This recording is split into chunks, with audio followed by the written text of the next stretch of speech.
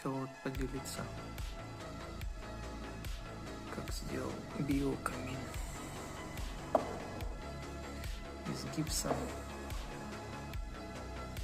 и баночки из-под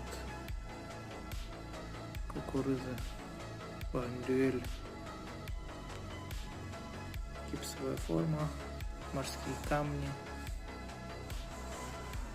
и паста для горения, которая используют для пищи, не выделяет запаха, от нее не такая температура большая. Вот. Интересно горит.